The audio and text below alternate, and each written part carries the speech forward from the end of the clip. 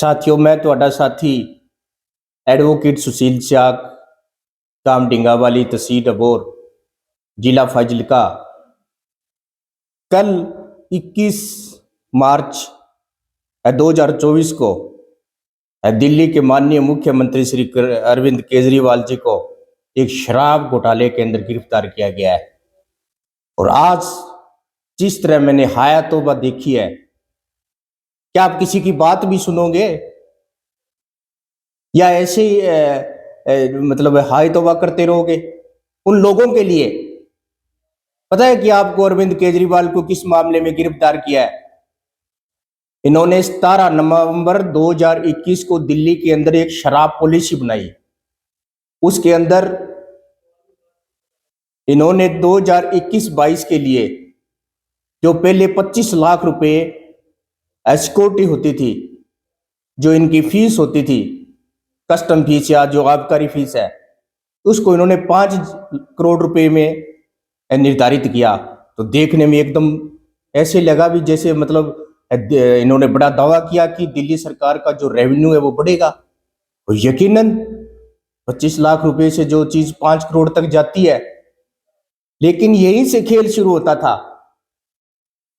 5 करोड़ रुपए वही भर सकता था, वही डिपॉजिट करा सकता था, बड़ो कारोबारी थे। उसके अंदर इनकी मेलाफाइड इंटेंशन ये थी कि 25 लाख से 5 करोड़ करते ही वो छोटे व्यापारी कारोबारी शराब के वो उससे बाहर हो गए, और जो बड़े मगरमच्छ थे उन्होंने शराब की इस नीति के अंदर ये ले आए।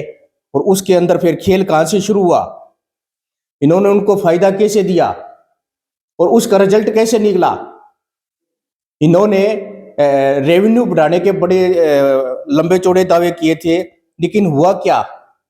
1 साल से पहले ही दिल्ली सरकार को 1 अरब 44 करोड़ 8 लाख रुपए का घाटा लगा। कैसे?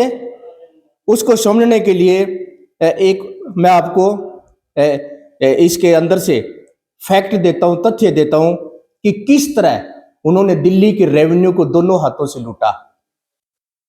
जिस तरह पहले जो एक बोतल है 750 ml इसके अंदर लिखा हुआ है, वो 530 रुपए में बिकती थी।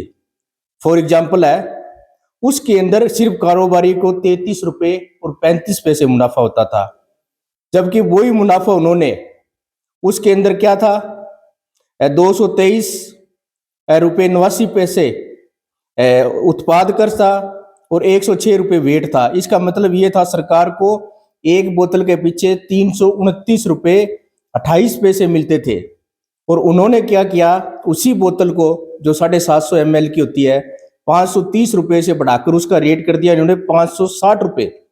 और उसके अंदर रिटेल कारोबारी का 33 रुपए 35 पैसे जो मुनाफा था ना, उसको बढ़ाकर उन्होंने 363 रुपए 27 पैसे कर दिया। मतलब कारोबारियों का मुनाफा 10 गुना बढ़ा दिया। और जो सरकार को मिलता था 329 रुपए 89 पैसे एक बोतल में से, वो घटकर सिर्फ सरकार के खजाने के अंदर आया 78 पैसे। इसका वो शिकायत जो उस समय के जो चीफ सेक्रेटरी थे सरकार के, दिल्ली सरकार के, उन्होंने एलजी को शिकायत की कि इसके अंदर बहुत बड़ा गोलमाल है। और उसके अंदर जो मास्टरमाइंड थे वो दिल्ली के पूर्व डिप्टी सीएम या अभी भी हो सकते हैं, जो इस समय जेल के अंदर है, सिसोदिया साहब। उन्होंने कहा कि उन्होंने लिखा कि इसकी जांच होनी चाहिए। और वो जुलाई के अंदर लिखते, पहले हफ्ते के अंदर उनको एलजी साहब को, चीफ सेक्रेटरी है जो, ये शराब नीति नहीं है, ये बहुत बड़ा घोटाला है। और वो एलजी साहब उसको देख के एक प्राइमा फेसी लीगल वर्ड होता है पहले शब्दों के अंदर की, वाकई में जो 144 करोड़ रुपए का ये घाटा है, तो बिल्कुल इसके अंदर गोलमाल है। उन्होंने सीबीआई की जांच की।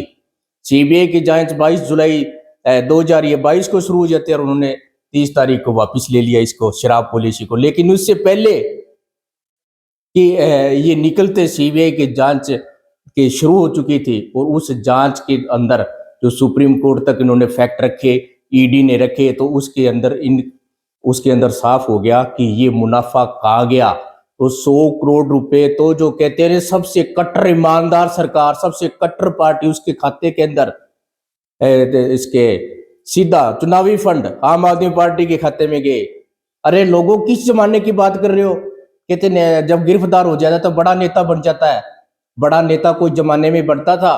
जो मैं ये फैक्ट बता रहा हूं ना, मैं ये कोई आसमान से नहीं लाया हूं।